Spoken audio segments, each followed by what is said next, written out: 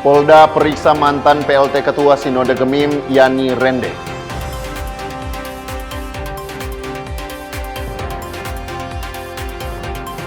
Gubernur Julius serahkan bantuan 46 ekor sapi kurban.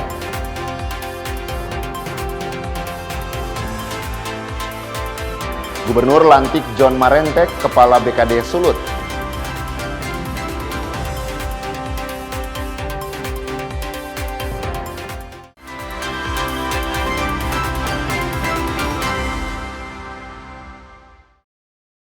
Selamat pagi, saudara. Apa kabar Anda hari ini? Kita berjumpa kembali dalam program Kompas Pagi.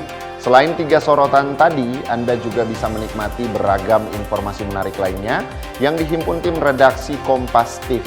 Bersama saya, Devis Pinontoan. Inilah Kompas Pagi selengkapnya. Hanya di Kompas TV, independen, terpercaya.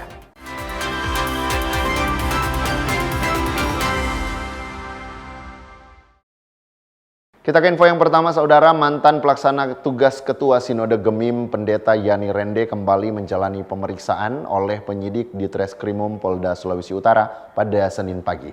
Yani Rende diperiksa terkait pengembalian uang 5,2 miliar oleh Hein Arina.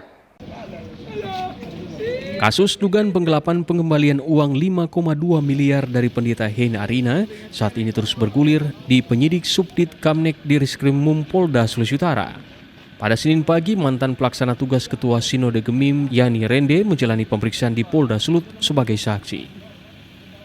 Saya dan teman-teman BPNS ada 5 orang hari ini dipanggil, diminta keterangan sebagai saksi untuk masalah hukum berhubungan dengan pelaporan penggelapan dan 5,2 miliar untuk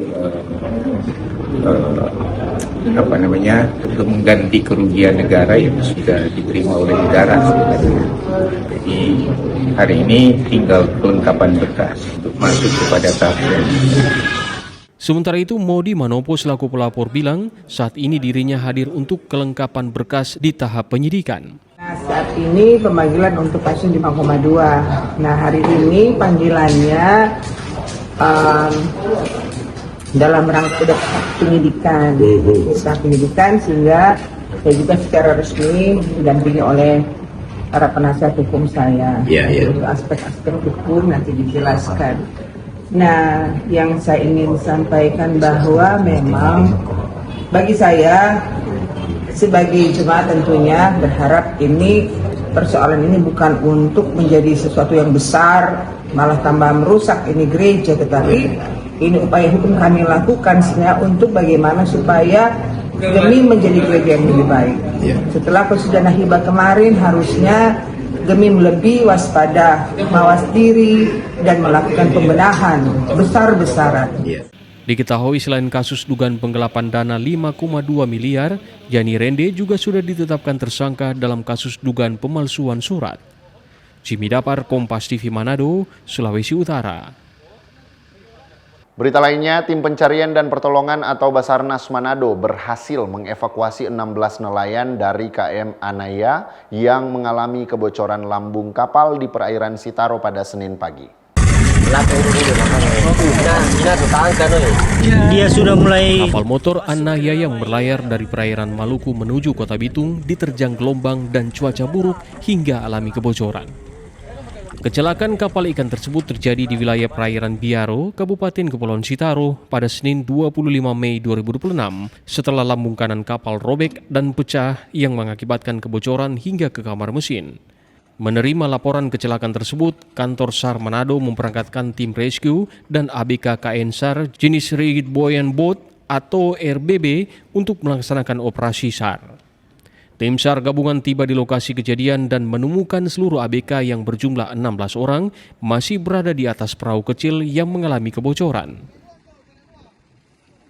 Baik, dapat kami sampaikan bahwa Basarnas Sulawesi Utara, kantor SAR Plaza Manado, menerima informasi terkait dengan satu kapal yang mengalami permasalahan mesin dan diterpa gelombang di daerah perairan kurang lebih 28 nautical mile dari Pulisan, wilayah Sulawesi Utara. Menindaklanjuti hal tersebut, kantor SAR Plaza Manado berkoordinasi dengan instansi terkait yang berada di wilayah Likupang, yaitu dari UPP Likupang, bersama pemerintah daerah, Polair, dan Puskesmas untuk membantu persiapan terkait dengan proses evakuasi. Dan pada pukul 6.40, korban berhasil dievakuasi langsung direspon dan berhasil dievakuasi di daerah perairan kurang lebih 28 nautical mile dan dibawa ke Munte di Kupang pada pukul 8.40. Usai dievakuasi, seluruh korban langsung menjalani pemeriksaan kesehatan oleh Puskesmas Mumbune Likupang sebelum diserahkan ke dermaga Munte kantor UPP Likupang untuk dilaksanakan pendataan dan pemeriksaan. Tim Liputan Kompas TV Sitaro, Sulawesi Utara.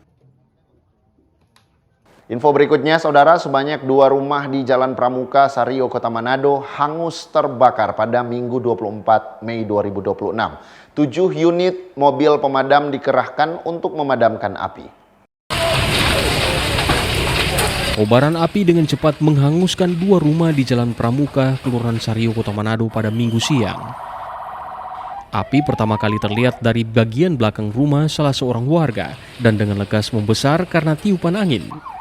Saksi mata menyebut pasca api semakin membesar, warga panik dan segera menyelamatkan diri.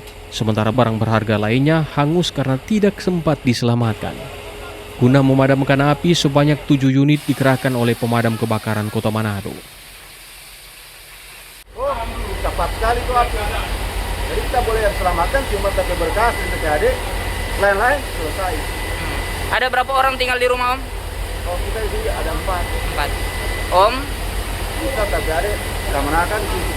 tapi barang aman yang mampu diselamatkan apa-apa? Cuma itu berkas. Dan ada 3 bawa tersebut. Pak, berapa lama proses pemadaman hari ini? Ya makan waktu kurang lebih hampir sejam lah. Hampir sejam. Oh, tunggu seperti ini. Ini ada berapa rumah yang kebakaran? Untuk sementara yang kita bisa identifikasi ada 2 rumah ya. Keluarga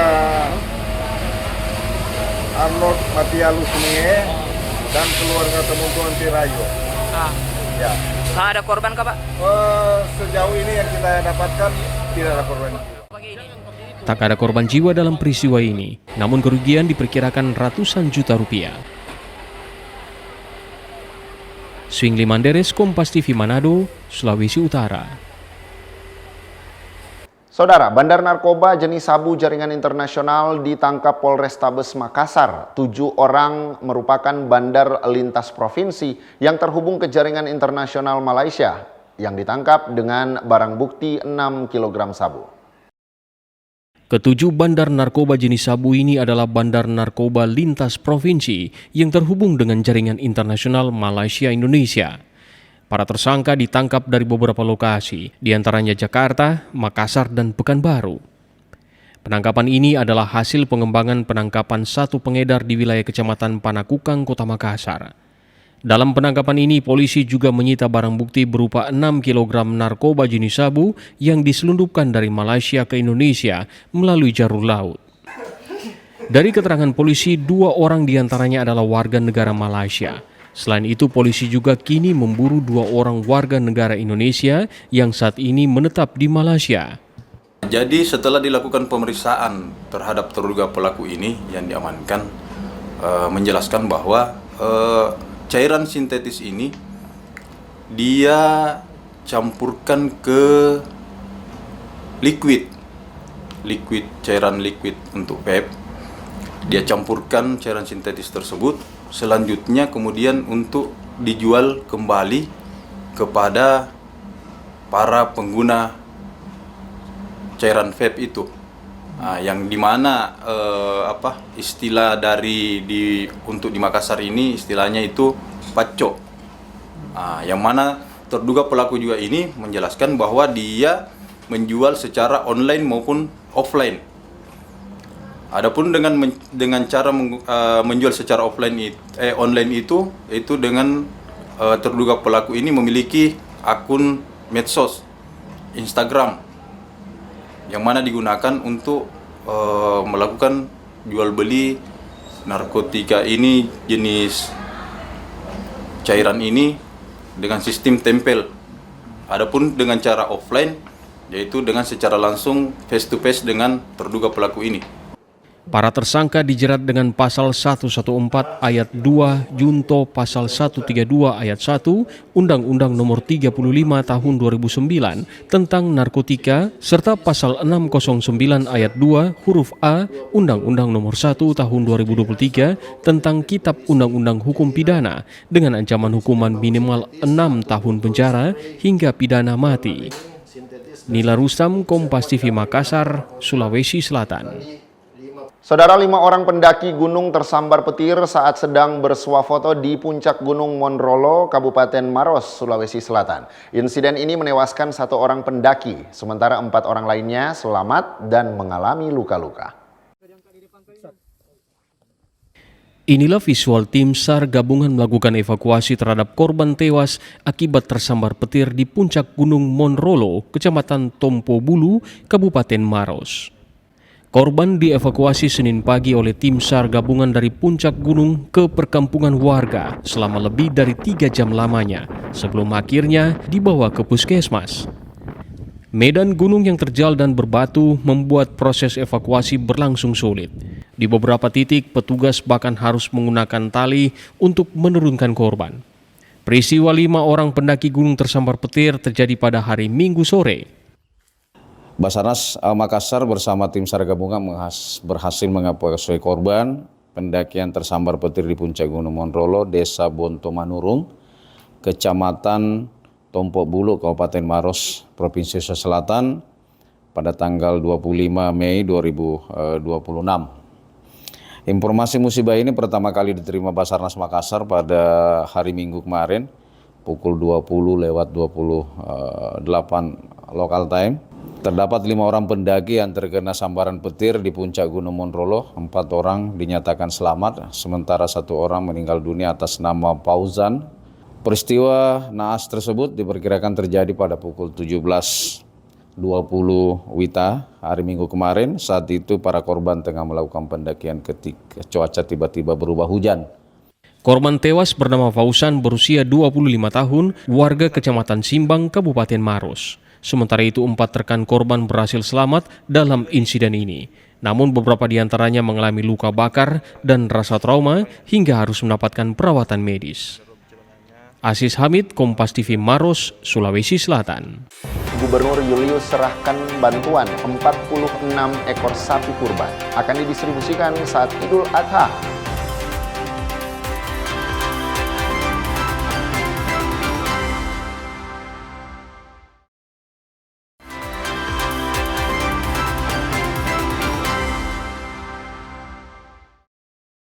Kembali Anda menyaksikan Kompas Pagi, Saudara. Gubernur Sulawesi Utara Julius Selvanus menyerahkan 46 ekor hewan sapi kurban dalam rangka Hari Raya Idul Adha 1447 Hijriah tahun 2026. Nantinya puluhan sapi kurban ini akan dibagikan bagi kaum duafa di 15 kabupaten kota se-Sulawesi Utara. Penyerahan dilakukan di halaman kantor Gubernur Sulut pada Senin pagi. Hewan kurban yang diserahkan Gubernur Julius Selvanus terbagi atas 30 ekor sapi dari Pemprov Sulut dan 16 ekor sapi kurban bantuan Presiden Prabowo. Perwakilan para pengurus masjid yang ditunjuk di setiap daerah ini menerima langsung hewan kurban yang diserahkan Gubernur di halaman belakang kantor Gubernur. Sebelumnya, sapi-sapi kurban ini sudah melalui pemeriksaan kesehatan ketat dan bebas penyakit. Gubernur Julius Selvanus mengatakan bantuan hewan kurban tersebut adalah bentuk kepedulian pemerintah terhadap umat muslim yang sedang menjalankan ibadah Idul Adha. Hal ini juga untuk mempererat semangat kebersamaan dan toleransi antar umat beragama di Sulawesi Utara. Bantuan ini akan diprioritaskan untuk masyarakat berekonomi rendah yang paling membutuhkan. Saya menyerahkan bantuan kurban hewan sapi khususnya ya di tempat ini juga. Jadi ini yang kedua. Artinya saya sudah masuk ke tahun kedua di masa kepemimpinan saya dengan Pak Victor Mailangke. Pak Wagub hari ini ada di Jakarta mewakili saya karena ada undangan dari OJK, juga ada undangan dari ESDM, sehingga tidak bisa bersama-sama dengan kita. Bapak Ibu dan hadirin sekalian yang kami hormati, 46 hewan sapi yang hari ini akan kita serahkan. Ya, memang dari tahun ke tahun berbeda-beda. Ini kan tergantung perkembangan. Ya, sudah dianggarkan, tiba-tiba harga sapi naik, ada harga sapi turun dan lain sebagainya. Ada yang memang sesuai dengan yang dianggarkan. Jadi 46 dari provinsi itu ada 30, kemudian dari presiden ada 16 ekor, dan 1 ekor akan saya serahkan yang lalu di masjid di Ahmad Yani. Tahun ini saya serahkan di Bola Mongondo. Jadi besok rencananya saya akan berangkat ke Bolmong untuk menyerahkan langsung yang Bapak Presiden bantu pada kita semua. Ya, ini pelajaran daripada kurban ini adalah setiap kita memberikan sesuatu kepada orang itu harus dengan ikhlas. Tidak boleh korban itu kemudian ada indikasi ataupun ada hal-hal yang kita inginkan, tetapi yang kurban itu harus ikhlas. Sebagaimana Nabi Ibrahim diperintahkan untuk menyembelih anaknya Ismail dengan berlandaskan ikhlas kepada perintah Tuhan, maka kemudian Nabi Ibrahim tidak memikirkan apa-apa, dia tetap melaksanakan perintah itu meskipun di dalam prakteknya kemudian Tuhan menguji tentang bagaimana keikhlasan dan kesabaran seorang untuk memberikan pengorbanan. Bantuan hewan kurban ini akan disalurkan ke berbagai masjid dan pengurus Badan Takmir Masjid atau BTM di sejumlah wilayah, mulai dari Kota Manado, Minahasa, Bitung, Tomohon, Bolaang Mongondo Raya, hingga wilayah kepulauan seperti Sangihe dan Talaut. Edward Siwi, Kompas TV Manado, Sulawesi Utara. Sementara itu, saudara, merayakan Hari Raya Idul Adha, pemerintah Kota Manado menyerahkan 30 ekor sapi kurban kepada umat Islam di Kota Manado. Sapi-sapi kurban ini diserahkan secara langsung oleh Wakil Wali Kota Manado, Richard Swalang. Sebanyak 30 ekor sapi diserahkan oleh pemerintah Kota Manado pada umat Muslim yang akan merayakan Hari Idul Adha 1447 Hijriah. Penyerahan dilakukan oleh Wakil Wali Kota Manado Richard Swalang di lapangan Sparta Tikala pada Senin 25 Mei 2026 dan diterima langsung oleh puluhan perwakilan masjid. Sebelum diserahkan, Richard memastikan seluruh sapi telah melalui proses karantina dan pemeriksaan kesehatan sehingga layak untuk dijadikan kurban pada Hari Raya Idul Adha mendatang. Pasti kita laksanakan itu karena harus sesuai dengan aturan-aturan, ya tentu bagaimana layak tidaknya hewan itu menjadi hewan kurban pasti sudah melalui screening, ya, baik dari kesehatan hewan maupun juga syarat-syarat yang lain. Penyerahan ini dikatakan Richard merupakan agenda tahunan sebagai bentuk dukungan dan harapan bahwa penyelenggaraan Idul Adha di Kota Manado dapat berlangsung dengan baik dan tertib. Ia juga turut berpesan agar seluruh warga Kota Manado dapat saling menjaga kerukunan jelang hari besar bagi umat Muslim itu. Swingli Manderes, Kompas TV Manado, Sulawesi Utara. Sementara di Kabupaten Minahasa jelang perayaan Idul Adha tahun 2026, pemerintah kabupaten menyalurkan puluhan hewan kurban bagi sejumlah masjid di Minahasa. Pemberian hewan kurban ini diserahkan langsung secara simbolis oleh Wakil Bupati Minahasa, Vanda Sarundayang, kepada para tokoh agama. Sebanyak 16 ekor sapi hewan kurban disalurkan oleh pemerintah Kabupaten Minahasa pada Senin pagi. Penyaluran bantuan ini merupakan simbol kebersamaan antara pemerintah dan masyarakat, khususnya di Kabupaten Minahasa. Dari 16 ekor sapi tersebut, 10 diantaranya bantuan Pemkab Minahasa, 5 dari Gubernur Sulut, dan 1 ekor bantuan Presiden.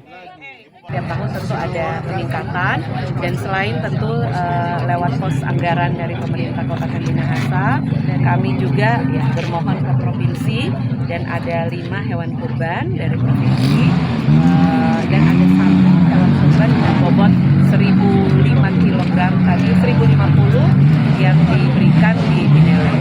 Jadi hewan kurban Banpres ini memang setiap tahun kami gilir. Saat ini diberikan di Pineleng, tahun yang lalu di Langoan, 2 tahun sebelumnya di Tondano, dan seterusnya tentu akan kami gilir di wilayah-wilayah yang ada di Kabupaten Minahasa. Melalui penyerahan hewan kurban ini, pemerintah berharap dapat membantu warga umat muslim saat merayakan Idul Adha. Selama perayaan Idul Adha ini juga dihimbau bagi warga agar menjaga keamanan agar situasi tetap kondusif. Tim Liputan Kompas TV Minahasa, Sulawesi Utara. Kita ke Gorontalo, saudara. Hal yang sama juga dilakukan pemerintah Provinsi Gorontalo yang menyerahkan sapi kurban bantuan Presiden Republik Indonesia Prabowo Subianto. Sapi berbobot 1,1 ton ini akan dikelola oleh masjid di Universitas Negeri Gorontalo untuk diserahkan kepada kaum duafa. Sapi kurban bantuan Presiden Republik Indonesia Prabowo Subianto untuk Provinsi Gorontalo resmi diserahkan melalui pemerintah provinsi. Tahun ini sapi kurban Presiden dikelola oleh masjid yang berada di lingkungan Universitas Negeri Gorontalo. Sapi jenis limosin ini memiliki bobot sekitar 1,1 ton dan berusia 3 tahun 8 bulan, berasal dari salah satu peternakan di kota Gorontalo. Gubernur Gorontalo menyebut penyerahan bantuan kurban ini menjadi bagian dari perhatian Presiden kepada masyarakat di daerah. Barusan menyerahkan secara resmi bantuan sapi kurban dari Bapak Presiden Republik Indonesia Prabowo Subianto kepada Rektor Universitas Negeri Gorontalo yang dalam kesempatan ini diakui oleh Bapak Wakil Rektor 3, Bapak Profesor Amir Arham. Selanjutnya diserahkan kepada Tamirul Masjid Sabilur Rasyad Universitas Negeri Gorontalo untuk selanjutnya disalurkan kepada masyarakat. Sementara pemilik peternakan menyebut proses seleksi telah dilakukan sejak beberapa waktu lalu sebelum akhirnya sapinya terpilih. Jadi dari 1 bulan lalu saya mendaftarkan sapi saya untuk diseleksi untuk jadi presiden, sapi presiden, dan alhamdulillah dari pengecekan kesehatan, bobot berat badan, alhamdulillah kesehatan sehat dan juga bobot berat badan. Dari 30 ekor yang diseleksi, sapi ini yang paling berat. Berapa ton? 1 ton 130, ditimbang dengan pemerintah provinsi dan juga peternakan. Selanjutnya, sapi kurban ini akan disembeli pada Hari Raya Idul Adha dan dagingnya dibagikan kepada masyarakat melalui Badan Takmirul Masjid. Fikar Buntuan, Kompas TV Gorontalo. Saudara, informasi Gubernur Lantik John Marentek, Kepala BKD Sulut akan kami hadirkan sesaat lagi.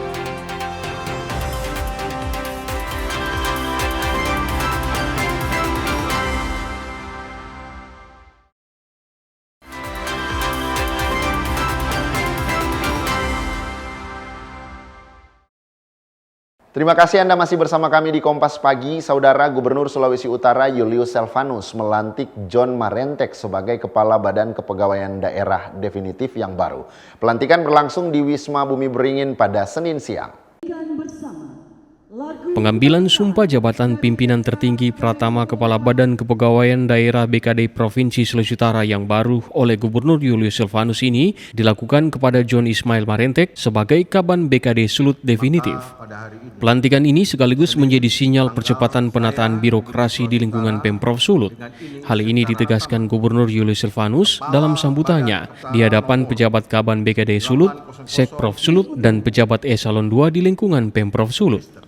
Gubernur Selvanus bilang pengisian jabatan definitif di lingkungan Pemprov akan terus dilakukan, terutama bagi posisi yang saat ini masih dijabat pelaksana tugas atau PLT.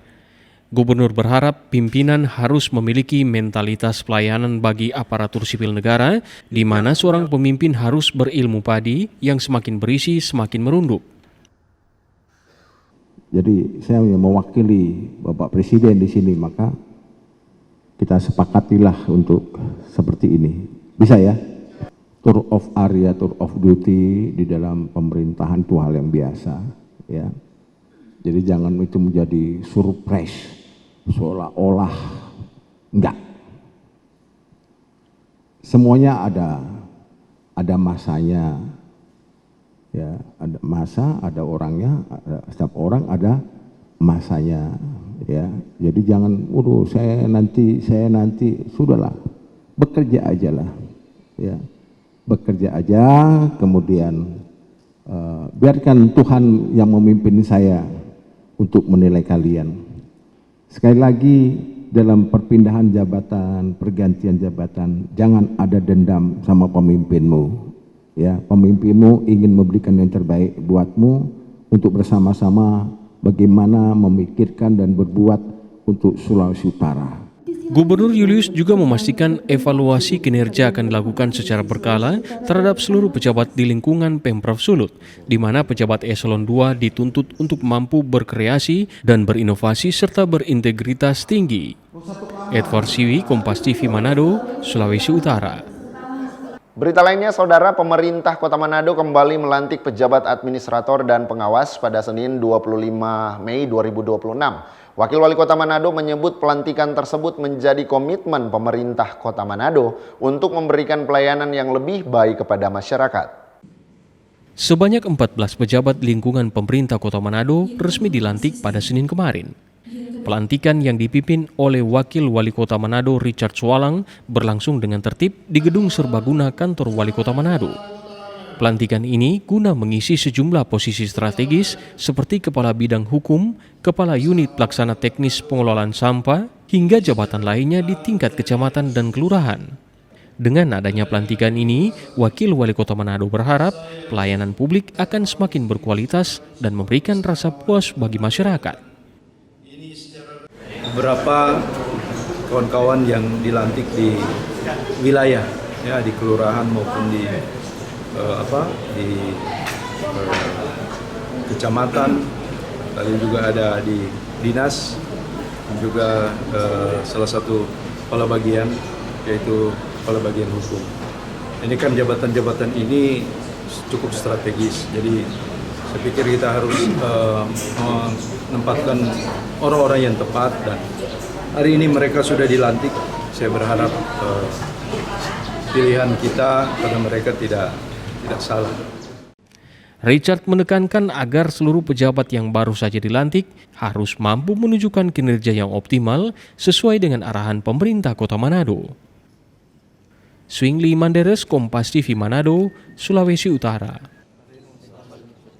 Informasi berikutnya, Saudara, salah satu retail modern di Manado optimis masih mampu mengangkat daya beli masyarakat. Manajemen retail tersebut berinovasi agar perputaran ekonomi di sektor retail tetap normal, serta terus mendapat kepercayaan konsumen. Salah satu retail modern di Kota Manado menggelar undian sebagai salah satu upaya dan strategi mengapresiasi konsumen sekaligus mengangkat daya beli masyarakat. Melalui undian berhadiah ini, pihak retail berharap mampu menumbuhkan minat berbelanja masyarakat di tengah kondisi ekonomi yang kurang baik. Mereka juga optimis dengan kepercayaan masyarakat yang tinggi terhadap pelayanan akan menjadi kunci bagi usaha retail modern untuk tetap mampu berkembang. Masyarakat dengan kondisi sekarang, ya kita tahu lah ya situasi ekonomi yang terjadi sekarang. Kita berharap gairah masyarakat untuk berbelanja itu tetap hidup walaupun dengan kondisi yang masih kurang baik, tetapi kita berharap juga ke depan kondisi negara kita, kondisi keuangan, kondisi finansial itu akan lebih baik dan lebih baik lagi. Mudah-mudahan kami bisa membantu untuk menggerakkan perekonomian Sulawesi Utara. Cara kreatif tersebut diharapkan bisa memberikan dampak positif bagi kepercayaan masyarakat terhadap retail modern. Swingli Manderes, Kompas TV Manado, Sulawesi Utara. Saudara, Satreskrim Polres Minahasa Utara menggelar bakti sosial dengan menyalurkan bantuan kepada anak-anak dan pengurus Yayasan Hidayatullah Palaes serta Panti Asuhan Al Furqon di Kecamatan Likupang Barat, Kabupaten Minahasa Utara pada Sabtu pekan lalu. Bakti sosial merupakan bagian dari kegiatan menyambut HUT ke-80 Polri. Kegiatan tersebut diikuti seluruh personil Satreskrim Polres Minahasa Utara. Kapolres melalui Kasatreskrim Polres Minahasa Utara Ibtu Lega Ikwan Herbayu mengatakan kegiatan bakti sosial tersebut merupakan bagian dari rangkaian menyambut hari ulang tahun ke-80 Bayangkara tahun 2026. Dapat kami jelaskan ini dalam rangka untuk menyambut hari ulang tahun Polri HUT Bayangkara ke-80. Kami selalu dan senantiasa untuk mengadakan bakti sosial terutama ke panti asuhan yang memang benar-benar di wilayah Torang, di wilayah Minahasa Utara. Untuk kedepannya pun kami akan agendakan setiap bulan, insya Allah to be continue lah. Tentunya salah satu bentuk kami untuk bersosialisasi dengan masyarakat, apapun keluh kesah masyarakat, kami bisa tampung di sini, dan rencananya kami pun nanti dari Satreskrim akan bentuk ORC, unit reaksi cepat. Kegiatan ini juga adalah upaya Polri untuk hadir di tengah masyarakat dalam bentuk aksi kemanusiaan dan memberi manfaat langsung ke masyarakat. Jimmy Dapar, Kompas TV, Minahasa Utara, Sulawesi Utara. Saudara, Aliansi Masyarakat Adat Nusantara atau Aman Sulut menggelar pelatihan penggerak bagi puluhan kader. Pelatihan sebagai kader penggerak ini digelar di lokasi Kobong Om Tani, Langoan selama 2 hari pada Kamis dan Jumat pekan lalu. Puluhan kader dari berbagai anggota komunitas di wilayah kerja Aman Sulut dilatih menjadi kader penggerak community organizer. Pelatihan dilakukan untuk menciptakan kader yang mampu menjawab tantangan yang dihadapi masyarakat adat seperti perampasan wilayah, kriminalisasi, serta minimnya informasi kebijakan yang menyasar masyarakat adat.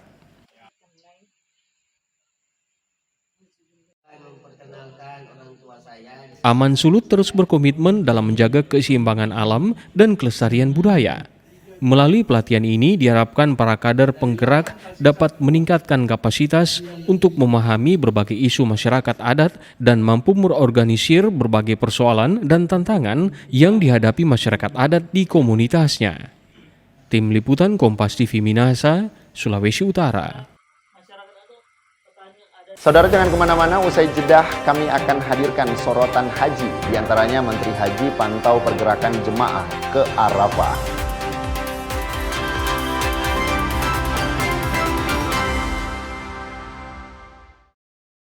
لبيك لا شريك لك لبيك إن الحمد والنعمة لك والملك لا شريك لك. Kembali Anda menyaksikan Kompas Pagi, Saudara. Menjelang fase puncak ibadah haji, Kementerian Haji dan Umrah terus mematangkan layanan kesehatan bagi jemaah. Pemerintah menyiagakan 1.200 petugas kesehatan yang akan melayani jemaah Indonesia. Untuk memastikan pelayanan kesehatan jemaah haji selama fase puncak haji, Kementerian Haji dan Umroh dan sejumlah Amirul Hajj menyiapkan klinik kesehatan haji yang akan beroperasi di kawasan Arafah dan Mina. Tak hanya menyiapkan fasilitas kesehatan, pemerintah juga menempatkan tenaga medis untuk mendampingi jemaah selama menjalani rangkaian ibadah haji. Setiap kloter akan didampingi 1 tenaga kesehatan yang bertugas memantau kondisi jemaah serta memberikan penanganan awal apabila ditemukan gangguan kesehatan. Secara keseluruhan, Kementerian Haji dan Umroh menyiapkan 1.200 tenaga kesehatan yang akan disiagakan selama fase puncak haji berlangsung. Ini ada 1.200 tenaga kesehatan. Tiap kloter ada 1 dokter dan 1 perawat. Kemudian ada di PPIH juga ada 199, hingga total tenaga kesehatan kita ada 1.200 sekian. Insya Allah itu akan bisa melayani jamaah kita untuk Armusna nanti. Puncak haji tinggal beberapa jam lagi. Seperti apa persiapan tenda di Mina yang nantinya akan digunakan jemaah haji dalam rangkaian ibadah haji, yakni melakukan mabit atau bermalam? Jurnalis Kompas TV, Sofian Hartanto yang tergabung dalam Media Center Haji 2026 melaporkan untuk Anda. Ya saudara, saya memiliki kesempatan melihat langsung salah satu kawasan yang digunakan jemaah haji Indonesia nantinya pada saat melakukan rangkaian ibadah haji, yakni mabit atau bermalam di Mina, Arab Saudi. Saya bersama rombongan Media Center Haji, yakni bersama Wakil Menteri Haji dan Umroh Republik Indonesia, melakukan simulasi perjalanan dari wilayah Mina, Arab Saudi ini.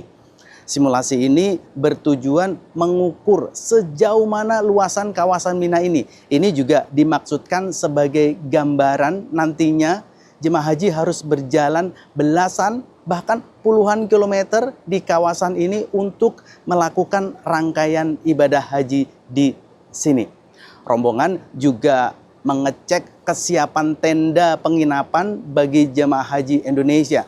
Fasilitas yang disediakan petugas bekerja sama dengan Syarikat Arab Saudi sudah seluruhnya rampung. Mulai dari toilet untuk mandi, pendingin udara, kasur buat istirahat, hingga kebutuhan dapur untuk konsumsi seluruh jemaah haji. Yang perlu ditekankan di sini adalah penempatan tenda. Seluruh tenda sudah disiapkan lengkap dengan nomor embarkasi dan kapasitasnya juga sudah dihitung petugas disesuaikan dengan jumlah jemaah haji yang ada. Wakil Menteri Haji dan Umroh Republik Indonesia berpesan ibadah mabit di Mina ini memiliki tantangan tersendiri. Kawasan Mina yang cukup luas membuat jemaah haji benar-benar harus menyiapkan stamina fisik yang prima. Berikut pernyataan Wamenhaj. Tadi kita sampai sini saja, nanti apalagi sampai Jamarot itu 3,5 kilometer. Jadi tadi kan saya sebutkan ya, berarti kan bolak-balik tuh 7 kilometer. Kalau dia nafar awal berarti kali 3 kan. Di kali 3 pada saat hari tasrik itu kali 3 berarti 21 kilometer. Jadi 3 hari itu menempuh perjalanan selama lempar jumroh itu harus 21 km. Kalau dia nafar nafar sani berarti kali 4, 28 km selama 4 hari itu.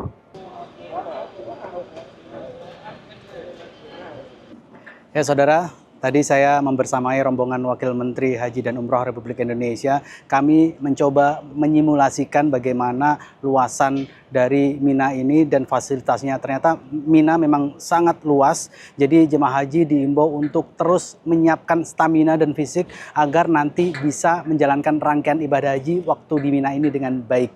Sofyan Hartanto, Mina, Kompas TV, Arab Saudi.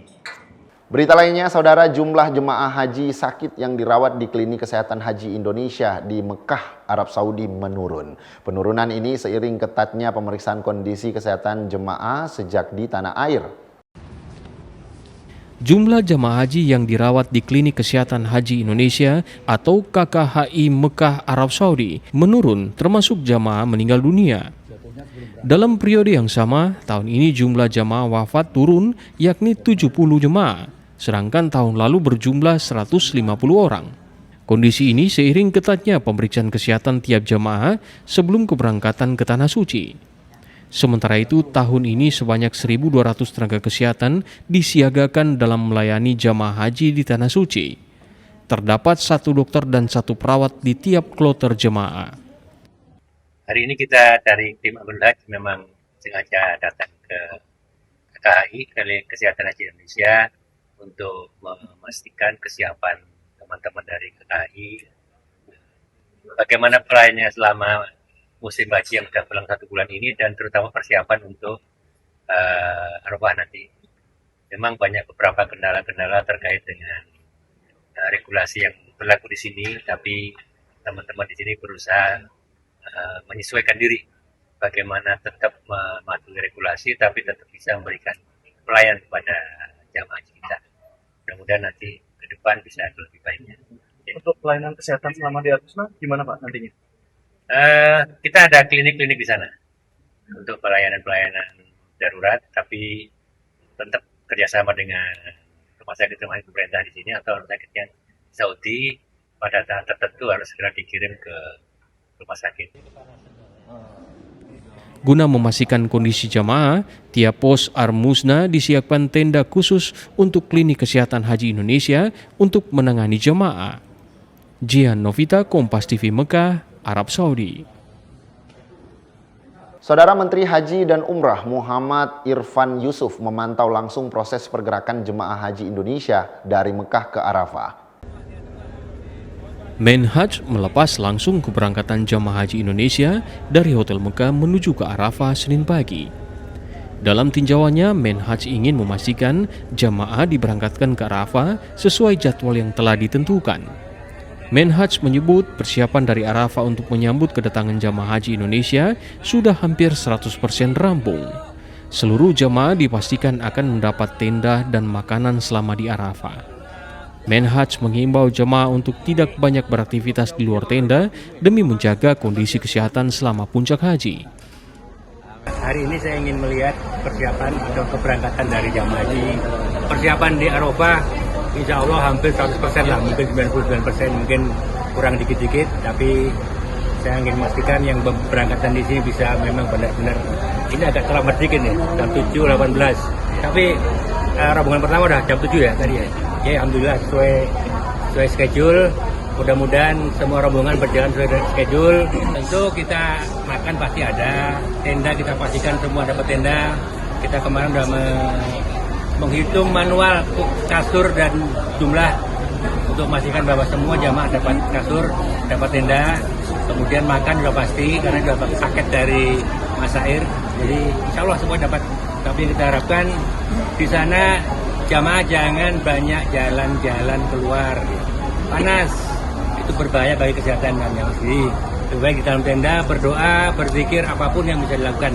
لبيك لا شريك لك لبيك إن الحمد والنعمة لك والملك لا شريك لك. Informasi tadi menutup perjumpaan kita dalam program Kompas Pagi. Saya, Davis Pinontoan, bersama kru yang bertugas mengucapkan terima kasih atas kebersamaan Anda.